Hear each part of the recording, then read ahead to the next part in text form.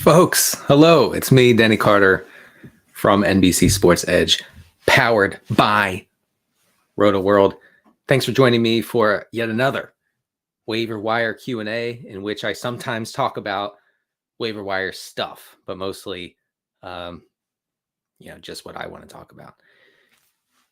We are into week 10 here, and I've noticed a little bit of dwindling in the stream and interactions with my column on Twitter and other social media platforms.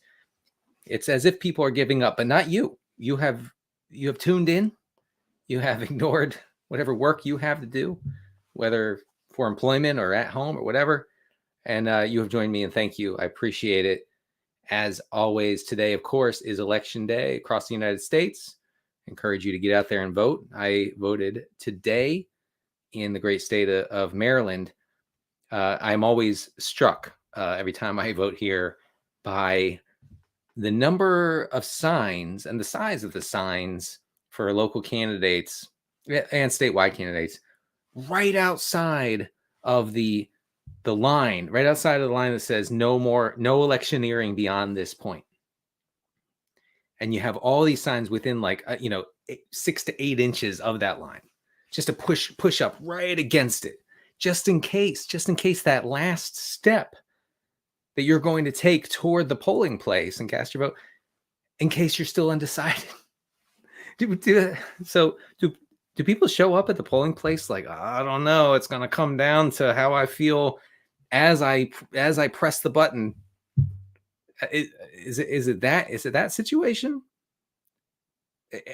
Is the goal to inundate people with signs until they just like the name on the sign? I like the cut of that guy's jib. Other things that the Zoomers are saying all the time. But I don't get it. I don't think that there should be any signage, is what I'm saying, at a polling place. I feel like if you took time to come out and vote, especially in a midterm election, then you already know. You already know what you're doing. You have maybe a sample ballot. You've done some research. You've looked into local candidates. You're ready to go.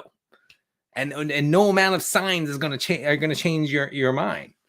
I don't understand it. I'm very confused. Anyway, let's get into waivers. You can find my waiver column on NBCSportsEdge.com. It is a lengthy one. Look, I want to be upfront with you guys. I'm honest with you. I'm forthright with you, first and foremost. I can't find my NBC Sports Edge mug, so I have a new one. I have another one today. And I don't know if you get the joke, but it says, Uncle Yoda Best. It's a Star Wars joke, is what I'm told. Star Wars, of course, is a long-running sci-fi franchise, I believe. Started in the 70s. And has stretched to today. There are now 47 Star Wars movies. I got this from my nephews a couple Christmases ago. I do like it, and I am violating, my personal beliefs, honestly, by drinking out of a coffee mug that is not sponsored and made by and for NBC. Nevertheless, we will persist. Hey, more and more are calling this the Denny Dimes show. I appreciate it. I think that's kind of cool. My kids like it. That's what they call me, Denny Dimes, Daddy Dimes. That's what they're calling me. All right, let's get into your questions. Feel free to send me waiver questions, no matter the depth of your fantasy league, okay? I know that 10-team waiver wires are way different than 12-team waiver wires. And furthermore, 8-team waiver wires are even more different. On 14-team waiver wires, you're dying just at this point, or last week with 6 teams on bye, you're dying just to have anybody to plug in, just someone to plug into.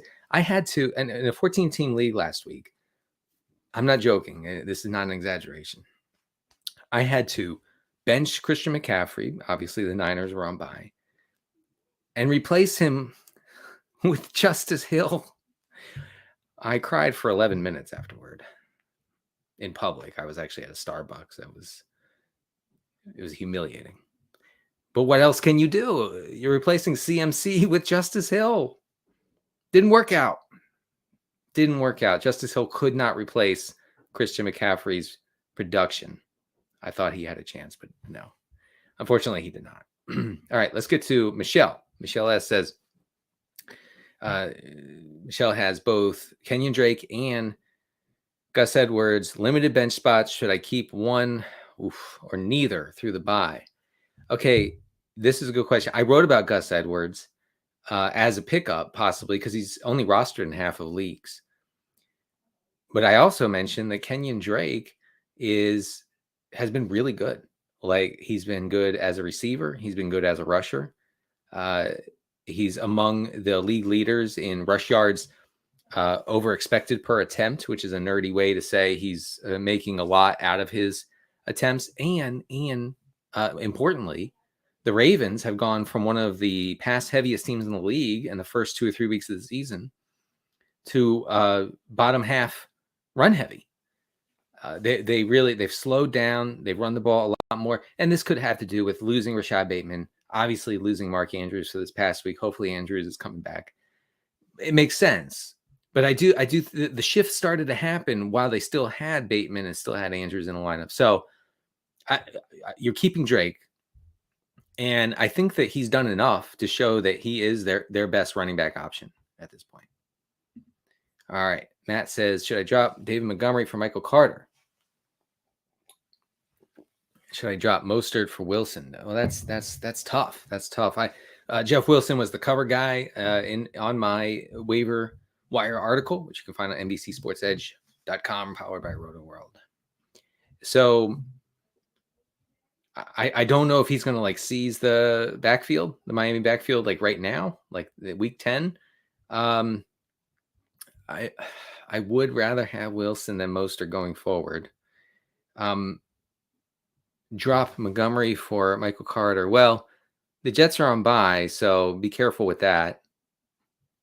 I think I would want Michael Carter over Montgomery because Khalil Herbert has eaten into, obviously, Montgomery's snap share, his rushing share. Montgomery still runs most of the routes, sees almost all the targets out of the backfield. It's not many, by the way. It's like 2 or 3 or 4 a game. But we have to focus sometimes on how a team wants to play. Now, the Jets, they really want to play slow. They want to grind it out on the ground. They want to hide Zach Wilson, who's been just unbelievably terrible in wins and losses. And so that should generate lots of opportunity for both Michael Carter and James Robinson going forward. So, I guess I would want Michael Carter over Montgomery. I had to talk it out, folks. I had to talk it out. All right, what are we doing here? If Josh Allen's elbow is not okay, Tannehill or Keenum? That's tough because, Tannehill, like the nature of the Titans offense means that Tannehill doesn't have a lot of upside unless they are truly pushed to the limit and their run first philosophy has to be tossed out the window. I mean, Keenum has been fine for fantasy in his, recent bouncing around in the NFL. He has some rushing, not upside, but some rushing willingness, I'll say, maybe not ability, willingness, which is important. And he'll still have those weapons at his disposal. Stefon Diggs, Gabe Davis. That's about it. So I guess I'd want Keenum for fantasy purposes. All right, let's get to more questions here. I'm scrolling and I keep seeing the same questions. All right, let's go to a non-PPR. JD, my guy, you need to get into a PPR league. This is unacceptable. Dulcich or Freiermuth. I would go with Dulcich. I wrote up Dulcich as the top tight end pickup this week in all formats. He's rostered in only 35% of leagues. He's running around on about 90% of Russell Wilson's dropbacks. He's basically functioning as a wideout, and he is not asked to block, run block, or pass block, which is fantastic. And he stinks at it. Apparently, the film watchers tell me that Greg Dulcich is a terrible blocker. I'm very happy with this. Greg, keep it up. Listen, man, if you're listening right now, Greg, I'm begging you, keep failing as a blocker. We don't want you blocking. We want you out there running routes, using your athleticism to scorch opposing safeties and linebackers. We need you out there. So Dulcich. And thanks for watching the stream, Greg Dulcich. Should I start George Pickens over DeVonta Smith? Okay. ESPN's Jeremy Fowler reported, and this kind of went under, did not get it much attention. Okay. I think it was over the weekend. Fowler said that the Steelers felt comfortable dealing Chase Claypool to Chicago because they're good with Pickens emerging as a number one receiver. Now the Steelers are coming out of their bye. Pickens has been running a full route share for the past month or so after a slow start usage wise.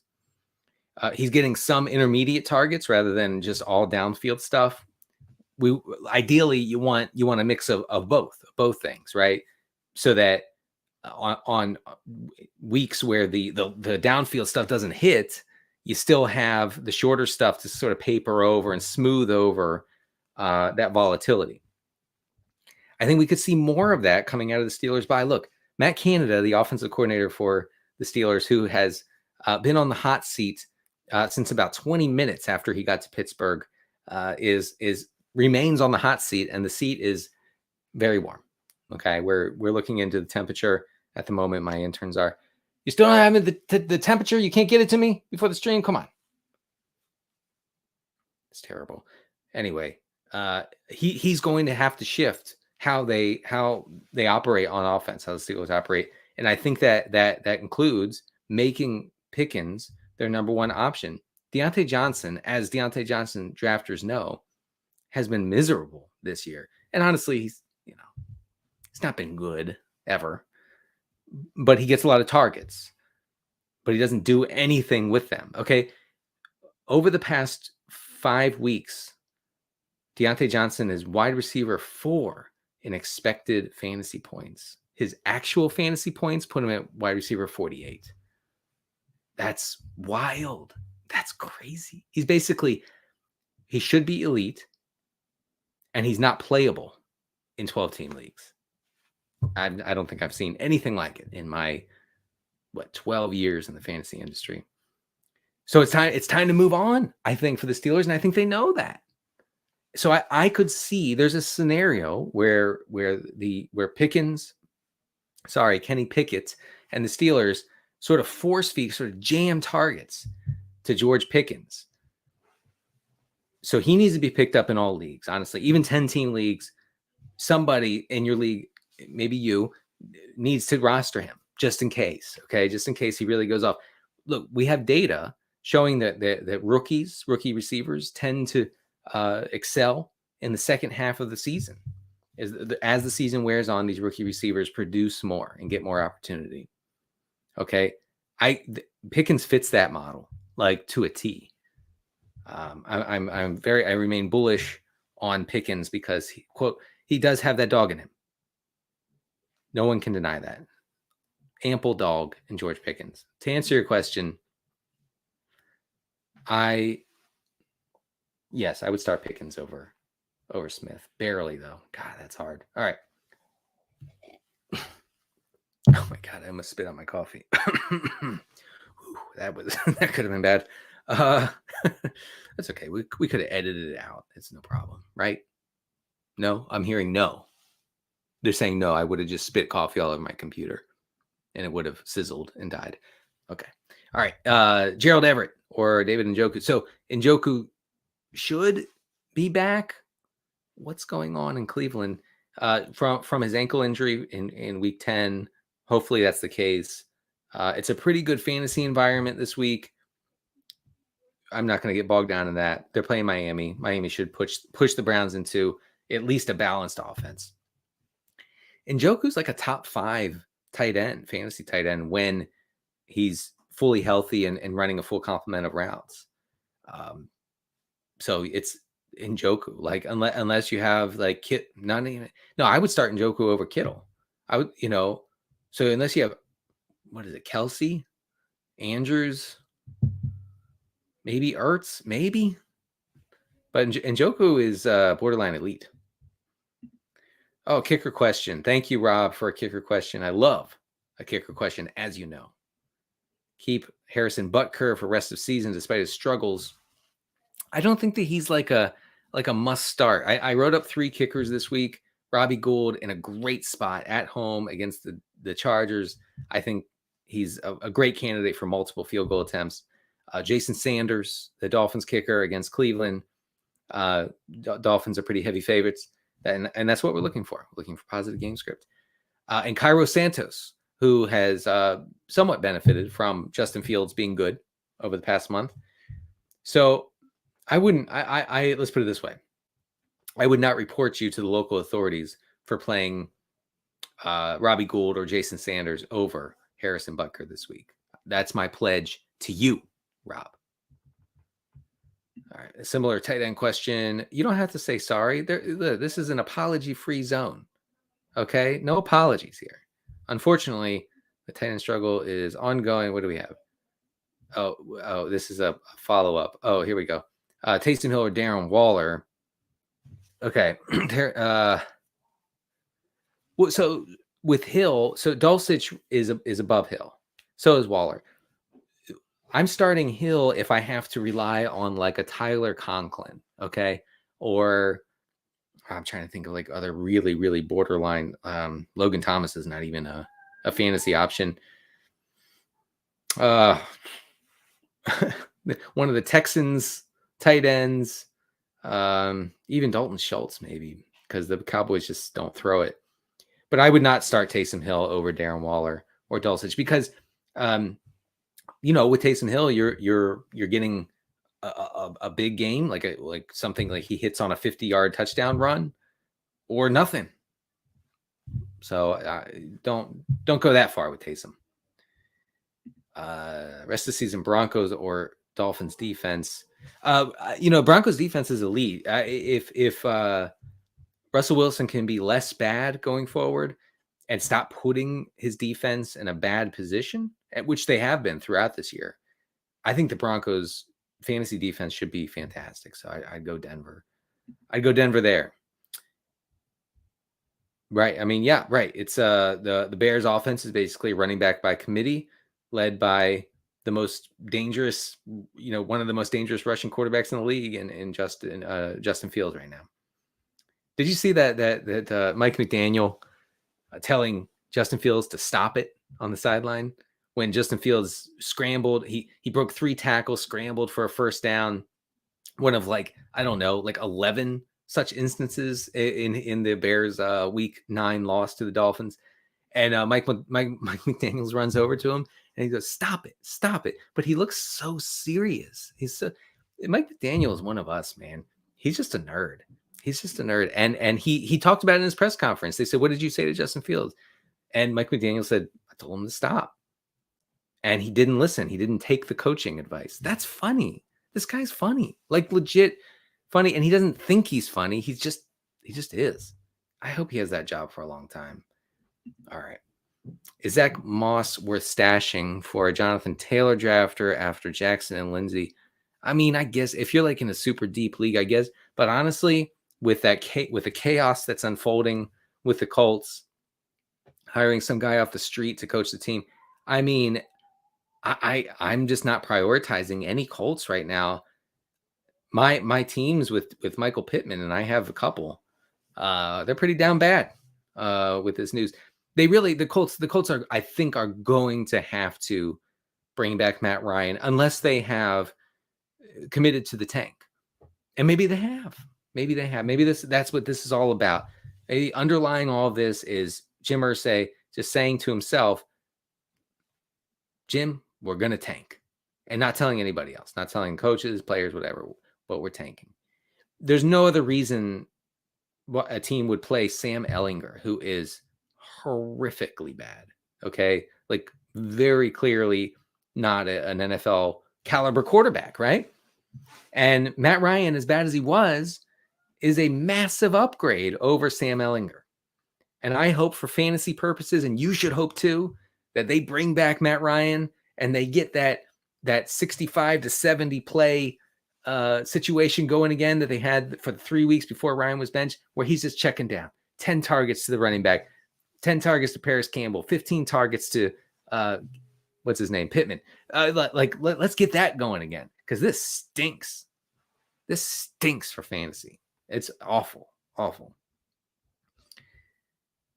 right. Any concern for Jalen Hurts sitting in the fantasy playoffs? Would you trade him away if your team is hot? How hot are we talking here? Or avoid trading him? Yeah, no. Let's look. I'm all for galaxy braining. Okay, I have a big old brain that has a lot of inventive ways to undermine myself in many aspects of life. So I know the galaxy brain. Okay, I get the galaxy brain. There is no universe in which I'm trading Jalen Hurts. Just go with it. Don't worry about it. The NFL's changes to the playoff system have encouraged teams, incentivized teams, I should say, to keep playing their studs late in the season. So don't worry too much there. Oh, we have a dire RB situation. I love a dire running back situation. I've never been in any other sort of running back situation before. Only dire. Lost Javonte Williams early and struggling with replacements. Worth trading Diggs or Kupp, or struggle through Devin Singletary. Oh man, no man, you can't do that. No. Get Jeff Wilson off the wire. Pick up some RB2s that might fall into volume if injuries happen. But no, I mean, having Kupp and Diggs is pretty wild. Now, man, if Josh Allen misses like a month, or deity forbid, like the whole season with that elbow thing, well, then you got to deal Diggs before that news comes out. You cannot deal Kupp is an automatic 20 PPR points per game. Automatic. Diggs, I think, would struggle a little bit if losing Allen. So if you can read the tea leaves and say, Josh Allen might be in trouble, then maybe you trade Diggs for a running back. But it's got to be a good one, man. I don't know. It's got to be good. Man, can't believe I'm saying that, but I am. Yes, you're starting Terry McLaurin there. No doubt about that. Jeff says, someone is offering Judy, Palmer, and Foreman for Waddle. The guy has Thielen, so I felt an upgrade all around. Oh, okay. All right. So you're offering. No, I think that's a decent offer. I mean, probably won't get it, but I don't think it's insulting. I don't think this guy, I don't think your league mate is going to come and want to fist fight you in the street, if that's what you're asking. All right. That hardly ever happens. Give up on Deontay and swap him for Josh Palmer. Maybe. I mean, Josh Palmer, the Zoomers are calling Josh Palmer mid. I mean, he's not good. But he gets lots of volume. I think if Keenan Allen remains out, Mike Williams is going to be out for another 3 or 4 weeks. If Keenan Allen remains out, then Palmer's locked into double-digit targets per week. I guess he in that scenario, he's probably a better play than Deontay. This is a confusing one. Tennessee defense versus Denver defense versus Tennessee, or New Orleans defense versus Pittsburgh.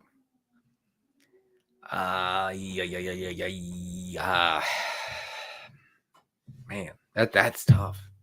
I guess Denver. I can't call them elite and then tell you to play someone else. Metcalf over Lazard. Some funny political questions. No politics, folks. Enough. Tired of politics. Never gotten political in my life. All right, guys, listen. Scott, thank you for joining the stream. I get a lot of questions each week about, do I start Tua?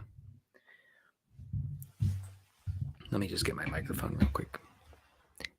The answer is yes. You start Tua over everyone. Everyone. Except for, Mahomes.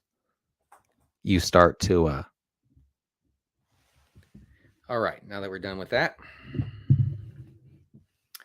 Let's go on to. I mean, look, Mike McDaniel is playing Madden with the Dolphins offense. And Tyreek Hill said that. He said it's like this guy's playing Madden. I mean, those were his words. Those are Tyreek Hill's words. I do think that Mike McDaniel is kind of breaking the league. And of course, as always, unfortunately, defenses will adjust. And the Dolphins eventually, maybe this season, maybe next season, whatever, playoffs, will hit a brick wall. And what they're doing now won't work anymore. And they're going to have to figure out a new thing to do, a new scheme, a new way of getting Waddle open, Tyreek Hill open, establishing the run. God forbid, please never establish the run. Says the guy who wrote up Jeff Wilson. Ignore that comment. But the Dolphins offense really is, I think pound for pound is probably the best fantasy offense in the league right now because it's predictable. Because we know if the Dolphins are going to score points, are going to put up a lot of yards, we know exactly who's going to benefit.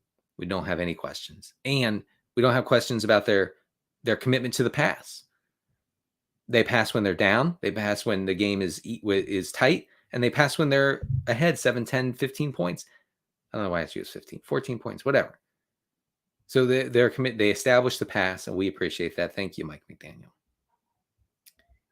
Week 10 choices here. DJ Moore, Gabe Davis, and Lazard. Well, look, I wrote about both Terrace Marshall, the Panthers wide receiver 2, and PJ Walker, who apparently is going to get another start after a torturous week 9 against the Bengals. You have to sort of wipe your mind clean. You have to, if you can, go on Amazon and buy the Men in Black memory eraser thing and you just forget week 9. You have to forget week 9 for the Carolina Panthers because I just did that thing that announcers do, and NFL announcers, when they're trying to think on their feet and they need that extra beat to complete the thought. So they say the whole team name like over and over.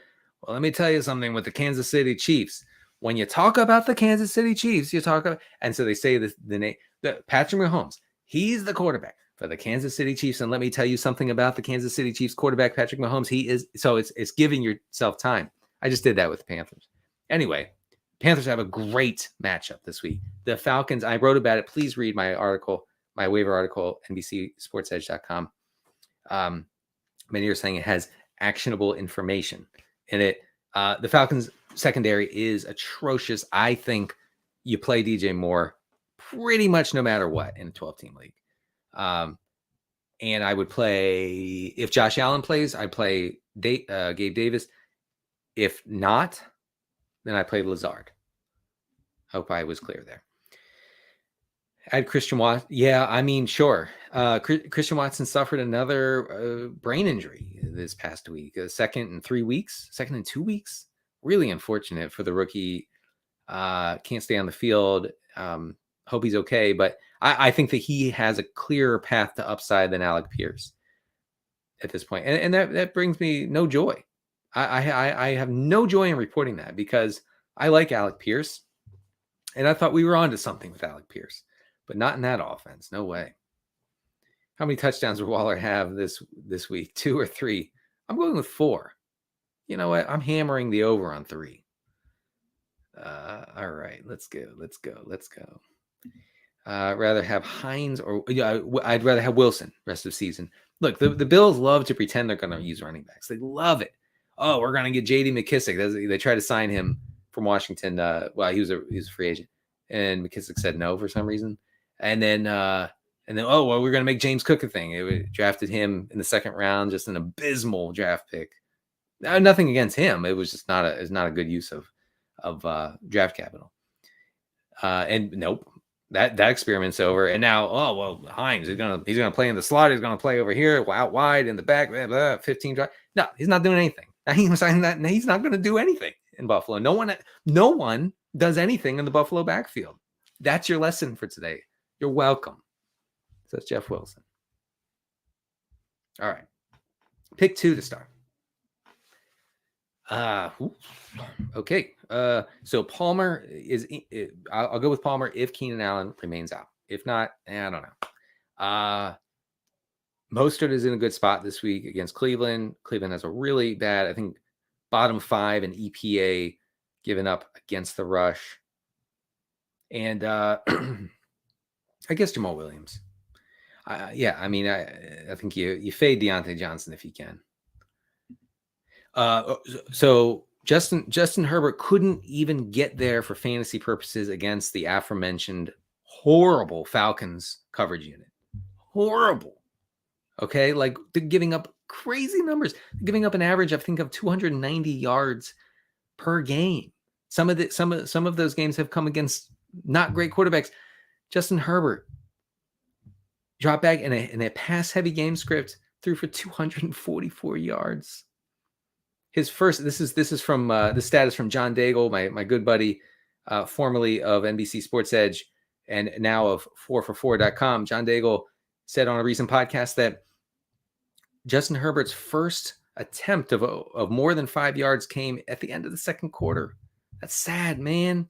The guy has a rocket of an arm. He has that sort of arm where he throws it. And even if you've seen Justin Herbert play plenty, okay, I've never watched a game. I think you know that by now. But I've heard, this is what I've heard. Even if you've seen Justin Herbert play a lot, he steps back and when he lets one go, it's jarring. Oh my God. He can do that. He can throw it into that tight window. He can air it out 65 yards in the air. Doesn't do that. Really awful offense. Against the Niners this week, no chance. I'm looking for any reason to not play Justin Herbert this week against San Francisco. You're going with Dak. All right, what do we have here? Would I drop Tyler Boyd, Wan'Dale, or Myers? Or would you prefer Hardman? Oh, okay. Myers is seeing such a crazy target share. I don't know if you can drop him.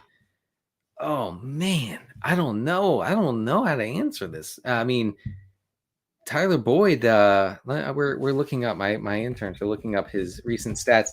So one thing I wanted to mention. Yeah, look, Tyler Boyd. Recent targets 7, 9, 5, 6. That's not like crazy, but he's definitely seeing enough.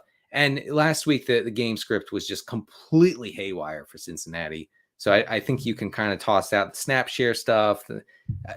In a regular game, in a normal game, the Bengals have gone super pass heavy. They've also gone super shotgun heavy. They're basically lining up in shotgun on over 90% of their snaps over the past 3 weeks. The Athletic, and I forget the writer, I apologize for that, but The Athletic had a piece last week that showed shotgun usage is up dramatically in the NFL across the league, except for the Titans. The Titans are the one team that refuse to modernize, and I'm not mad about it. Then you're saying, "Oh, Denny, you're so mad about the Titans playing like it's 1985," and I say, "Yes, I actually am kind of upset about it." How do they keep getting away with this? They can't keep getting away with it, right? Eventually they can't. Until then. Anyway, let me get back. So, lots of shotgun in the NFL, lots of short passing from shotgun. And this has benefited primarily slot receivers. And we've seen this with Tyler Boyd this year. Whereas Tyler Boyd last year, not really a fantasy option for most of the season. Obviously, Jamar Chase being out helps him a lot as far as targets go. So I don't know how you drop him. But I also can't drop. Oh, jeez. I guess I'll drop Myers. Man, that's tough. Best speculative stash pickup. Dobbins or okay, yeah, right. So Dobbins or Elijah Mitchell. He's coming off of IR for the Niners. Elijah Mitchell becomes one of the, if not the best contingency running back option in all of fantasy. If CMC misses any time going forward, and I don't know if you've heard, he does have a history of missing games and has a history of soft tissue injuries. I know I can't legally say the Supreme Court has ruled 63 that I can't legally call anybody injury prone, but we know. I'm going to wink at you. I'm going to wink with both eyes. Anyway, Elijah Mitchell would be there, I think, to be the primary back in a run-heavy 49ers offense. So I would want Elijah Mitchell. J.K. Dobbins would just fall into a very frustrating timeshare. I think forever, pretty much, with Dobbins. If you have one for the rest of the season, Carter or Robinson. I mean, I'm partial to Carter. It could be Robinson, but I would go with Carter. Foreman versus CPAT in the flex. So we learned the hard way. I include myself in this group. We learned the hard way that D'Onta Foreman is going to be extremely game script sensitive. If the Panthers are playing from behind, his day is over. And that's what we saw last week against the Bengals.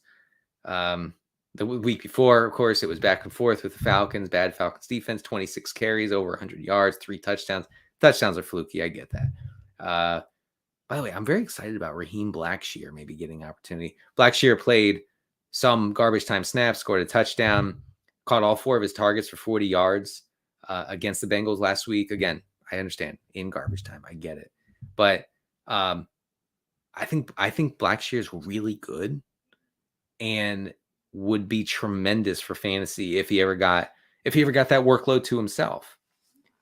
That path is very narrow, exceedingly narrow, many are saying. Anyway, you're playing CPAT there.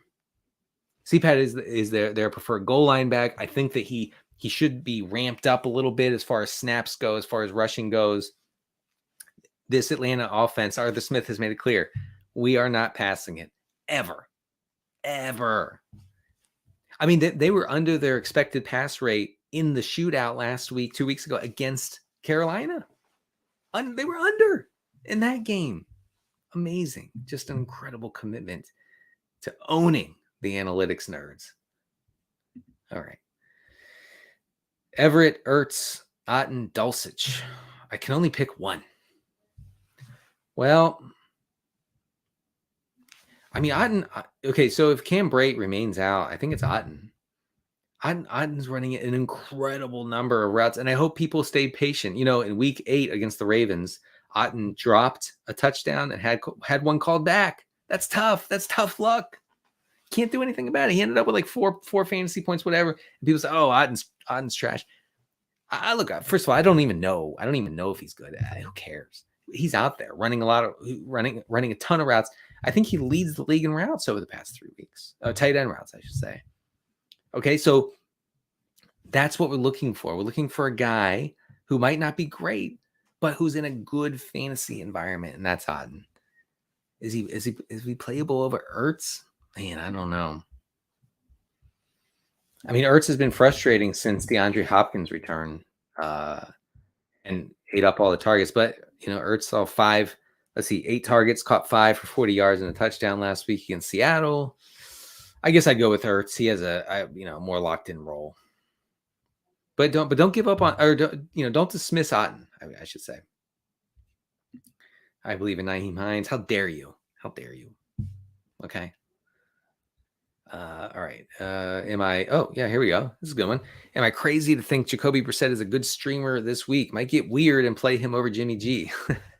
Jimmy G is probably a safer floor option-ish, but I actually wrote up Brissett in my column this week. The quarterback situation on the waiver wire is pretty bleak. I mean, I was not thrilled when I looked into those options, but let me read you a little bit about Jacoby Brissett. Brissett has averaged 33.7 pass attempts in 5 Cleveland losses this year, only 28.5 throws in Cleveland wins. The Browns are one of the few NFL teams that have been under their expected pass rate in every 2022 game, though they're far less under that expected pass rate when forced into negative game script. They are heavy underdogs against Miami this week, and Miami opponents have actually shifted toward the pass here. So I'm interested. I'm interested in Brissett. After saying all that, I am going to say I would play Brissett over Jimmy G. Garoppolo the 7th. All right. Random question. One person keeper league. Okay. Would you keep Bryce Hall, Ken Walker, or Etienne? Oof. That's something. That is something. I guess Brees. I guess, but the ACL, man, that freaks me out. All right. Chargers better get Herbert a stud wide receiver. Well, I mean, they needed probably new offense. I would guess. Need a wide receiver replacement. Who to pick up between Mooney, Donovan Peoples-Jones, Terrace Marshall, or Hardman? I think you go with Marshall in a really good spot. Really, really good. I wrote him up in my waiver wire column. Let me reset. I'm going to reset here real quick. Thank you for joining me once again for the NBC Sports Edge, powered by Rotoworld waiver wire Q&A for Week 10. You can find my column on NBCSportsEdge.com. I've written up many players, including Terrace Marshall. I would go with Terrace Marshall here. Sorry if you can hear my kids. They are home because it is election day and they are loud, as per usual. Would I trade Ayuk and Cook for what? Yes, do that immediately. You have Ayuk, who is completely dependent on game script, and Cook, who doesn't play anymore, for Waddle. I like that deal. I would go with Waddle. Okay. Komet or Ertz. No. I will allow a lot of varying behavior in this stream. We're all different people with different feelings, different points of view. I will not allow anyone to have excitement about Cole Kmet. No one. You are not allowed. I refuse to acknowledge any excitement. You can't. Cole Kmet, A, probably isn't good. And B, is in a super run-heavy Bears offense. He's not even running full complement of routes. He got lucky with 2 touchdowns. So what?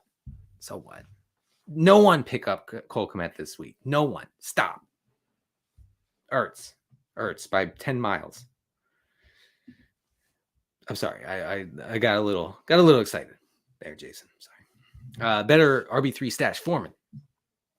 Damian Harris, Brian Robinson, James Robinson. So Chuba Hubbard is probably coming back this week, I would think, from the ankle injury. It's not Foreman. I guess it's between, for me, Brian. It's not Brian. Brian Robinson has been legit awful. One of the worst running backs in the NFL. Harris or James Robinson. I go with Harris. I guess if anything happens to Stevenson, Harris would be like a 20-touch guy probably. But James Robinson has a lot of appeal too, because if anything happened to Michael Carter, please nothing happened to Michael Carter. James Robinson would be the RB1 in a Jets offense that wants to establish it hard. So yeah, but I would lean Harris. Yeah. Khalil Herbert or Pickens. I'm going Pickens for sure there. Please rank these 3 for the week versus the rest of the season. Well, I don't know if I can do both of those right now, but Patterson, Montgomery, Zeke for both. We'll just go for both.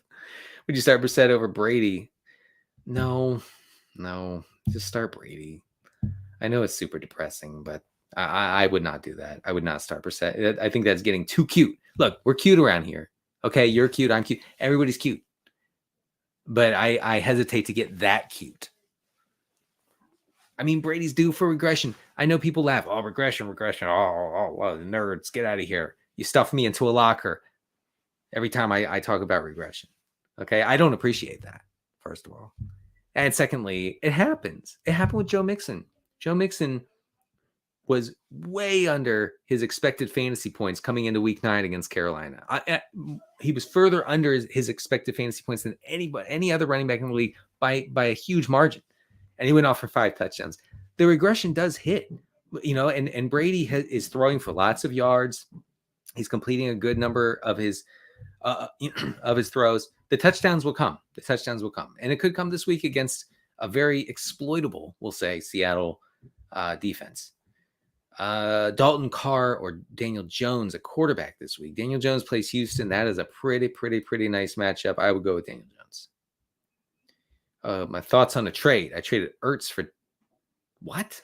Yeah, that's a great trade. You traded Ertz for Dalvin Cook. I mean, Dalvin Cook hasn't done anything with a massive workload, but yeah, I'd much rather have Cook.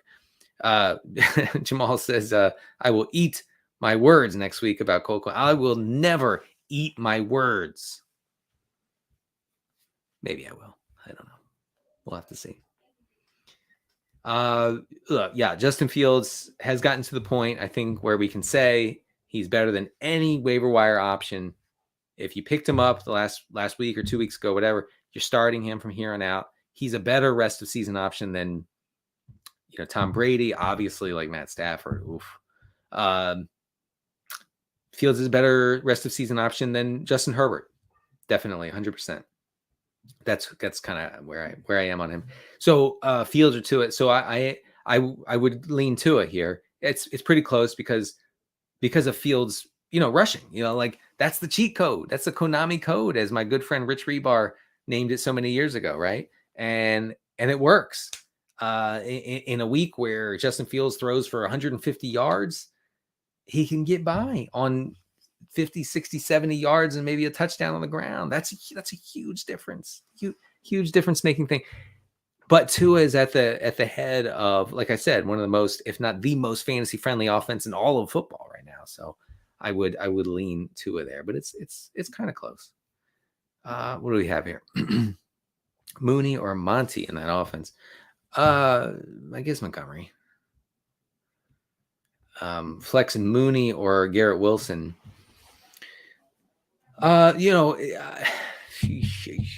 think it's Garrett Wilson. I think Garrett Wilson has a more locked in role as like something close to like an alpha receiver one in that Jets offense, where he can mostly get by for fantasy, even if the Jets have a lead. And Garrett Wilson is always a candidate to go off in weeks where, where the Jets are trailing, where they're chasing points. Now this week, the Jets have their bye, unless I'm completely mistaken. So you are playing Mooney over an inactive Garrett Wilson. There you go. I traded Jonathan Taylor for Marquise Brown. I guess that's fine. Yeah, I mean, yeah, he could. You're right. This person says Jonathan Taylor may get shut down. Probably not now, but I think if the season for the Colts really goes off the rails, which some would say it already has gone off the rails, they hired a former offensive lineman to come coach their team for some reason. Then I could see Taylor's season be done. Jonathan Taylor truly is probably the worst fantasy pick ever this year, through little fault of his own. Not much, but yeah, I mean, overall, like if you drafted Jonathan Taylor, your season was over from the start. You never had a chance. It's tough. I have Hurts and Murray. I'm number one on waivers. Should I? No. Look, you have Hurts and Murray. I'm number one on waivers. Should I add Fields to play defense? No. Don't do that. You shouldn't, unless if this is a 2 QB league. Well, congrats. That's a great combo. But really, you shouldn't have Murray. You should trade him or something. That's something. That's something there. No. Don't clog up your bench trying to play defense against your opponents. Like, unless it's like the playoffs, like the fantasy playoffs, it's down to 2 or 4 teams or whatever, even 6 teams. Then you can kind of look at their rosters, but not now. Don't do that. Garrett Wilson. Yeah, it's Garrett Wilson over Duvernay rest of season. Jeff Saturday is going to establish it. You better believe it, brother. I mean, look at Jim Irsay said, I want a guy who will never, under any circumstances, make an informed decision. I want my head coach to not consider any information, any data that might help inform a good decision. I want my guy to shoot from the hip. I want my guy to rah, to yell in guys' faces. Hey, you're doing a good job. Hey, it's 4th down. Hey, we're going into the 4th quarter. Hold the 4 fingers up, just so everyone knows. Hey, the 4th quarter, guys. It's 4th. It's not the 3rd. The 3rd quarter just ended. It just ended, and now we're entering the 4th. You got a guy. You want a guy like that. Jim Irsay wants a guy like that. And Jeff Saturday, baby, he's gonna deliver. He's gonna deliver that. Okay. Pure vibes-based coaching for Jeff Saturday and the Colts. And yeah, we're going to establish it. All right. Going a little off the rails. Let's get to your questions. We have 10 minutes left. Get your questions in. I'm going to try to go rapid fire, although I tend to say that a lot and then not do it. Who's the best rest of the way? Jeff Wilson, no more. Garrett Wilson. The lack of commas in the sentence is throwing me off. George Pickens. I'm going with Pickens. Kirk, Lazard, or Myers for this week. Kirk. Marco, look, you're not tripping, and I'm not intentionally. Oh, here we go. I found it, Marco. I found it. I'm going to answer it. Giving away Tay and Etienne. Man, I don't know who's Tay. Devontae? Okay, I'll just assume Devontae Adams and Etienne for Kamara and Diggs. No, I would no. Don't do that. Don't do that. You'd be on the wrong side of that. All right. Need a quarterback off the wire. Oh man, Brady's on your wire. Down bad. My man Thomas Q Brady the 6th. Down bad. I'd go with Brady. Woof. Okay. You think Rachaad White takes over? Maybe. Look, Rachaad White. I take no pleasure in saying this, but Leonard Fournette has been atrocious by every metric this year, and Rachaad White has been worse. I'm afraid he's not good. So I don't think that he's going to like take over the Tampa backfield like by sheer force of will, like force the team to say, we're moving on from Lombardi Lenny. We're done with the Lenny era. We're moving on to Rachaad White. He hasn't played well. So no, I don't see that happening, unfortunately. For my teams, Dylan says I have Kelsey traded Pitts for Sutton. Was that a good move? Yes. We will go with yes on that one. Sutton is a regression candidate. Again, please, I'm begging you, do not stuff me in a locker for saying regression once again. All right, what do we have? Mello says, should I trade Kittle for Swift or Jamal or James Robinson? I need an RB1. Okay. I would trade. Well, yeah, I trade. Sure. Yeah. Trade Kittle for Swift if you can. For sure. Yeah. Do that. Roll the dice with Chase Edmonds. No. God, no. Chase Edmonds is like not going to see the field. Is K. Dotton officially baby Gronk? I don't think so. Gronk's the greatest tight end ever. It's not even close. Okay, I'm scrolling through some of your questions here. We have about 6 minutes. Superflex question. If Keenum plays, Keenum or Russell Wilson? Man, Russ is down bad, folks. He's down real bad. He needs more Subway. That's what I'm thinking. Aaron Rodgers needs more ashwagandha. Russell Wilson needs more Subway. Denver is playing Tennessee. I'd actually go with Russ. Tennessee can be had through the air, as we saw last week when Patrick Mahomes had the third most attempts in a game ever in history. I didn't know that until like 12 hours ago. Is Jordy Nelson coming back for the down bad Packers? I'm sure. Listen, I'm not sure of much, but I am sure of this. That Aaron Rodgers, over the past like 6 weeks or so, has sent a probing text maybe to Jordy Nelson saying, hey, buddy, what's up, man? It's been a long time. Have you happened to stay in NFL shape? How are your knees doing? Have you caught a football lately? Would you like to come to Green Bay and wear your former number 87 and maybe play a little, just a little, not a lot? I'm sure that text has been sent. Okay, well, we're gonna move on to Josh Hernandez, Hawkinson, Muth, Dulcich, or Otten. You need the top two, Otten and Huck. Listen, Hawkinson is the real deal in Minnesota. First game, and tight end is very complicated position. We hear this all the time. Well, he's not ready. This guy's not ready. He doesn't know the system. The tight end, blah, blah, blah, needs to block, needs to run out a pass route, needs to do this and that. Hockenson has it down pat. 9 catches on 9 targets for 70 yards against Washington last week in his first game. 9 targets probably not going to happen every week, but definitely things are looking way up for Hockenson. He's a legit like high-end tight end 1 going forward. What do we have here? Is Cam Akers and Drake yeah. I think London and Akers are droppable. I mean, Akers for sure. Akers probably should have been dropped a month ago, maybe more. Someone offering Ayuk for my Fournette. If you're good at running back, if you can get by a running back, I think I would make that trade, sure.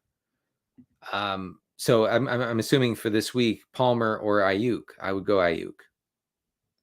All right, guys, we have 4 minutes. Get your questions in. I'm going to scroll back a little bit, see if I missed anything. Is Lawrence Jackson somewhere in here? I saw someone in the chat mention Lawrence. I don't see Lawrence. I kind of think that Rory might be onto something here. Justin Fields being a league winner. Oh, man, guys, look. Oh, yeah, I'm sorry. I thought that said Godwin. Never mind. All right.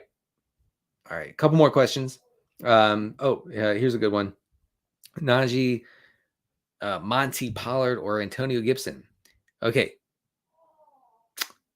I would go with Montgomery and Gibson. Now, hear me out on Gibson. Now, McKissick is probably going to be out, I think, for a while. He's seeing a neck specialist. It doesn't sound great for J.D. McKissick. Antonio Gibson, filled in for him. And, 2 weeks ago, he saw 7 targets, caught all 7, including a touchdown from Taylor Heineke. Now, in weeks where Washington can sort of get by and grind it out and play ugly against their opponent like they did against Minnesota last week, Antonio Gibson, he's going to struggle to get opportunity and get what he needs in order to succeed for fantasy to get there, right? It's going to be mostly a boring Brian Robinson script where he, rushes for 3 yards in a cloud of dust and everybody in Ron Rivera is happy with it, okay? But I am bullish on Gibson going forward if McKissick stays out.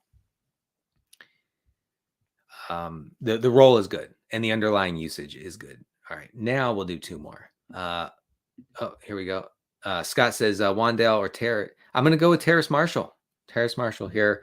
I don't want anything to do with any Giants pass catchers. I just don't. They're just such a massively run heavy team. They're playing Houston. It's a really bad environment for Wan'Dale and everybody really. Last question here from Bass. Who should I start this week? Gabe Davis or George Pickens? I guess I hope I'm not like over my head here on Pickens.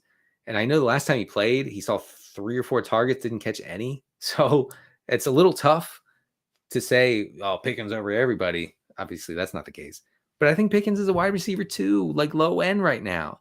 And like I said, look, if you missed my George Pickens rant about his possible new role in the Pittsburgh offense, post Claypool, post bye week, okay, go to rewind it like we did in the Blockbuster days, rewind it. And my George Pickens take is at the beginning of this video. So I'm bullish. Get Pickens, start him over Gabe Davis. Thank you, everybody, for joining me today on the Week 10 Waiver Wire Q&A. You can find me on Twitter at CDCarter13. And please, after you set your waivers, not before, after you set your waivers, you go vote. Bye.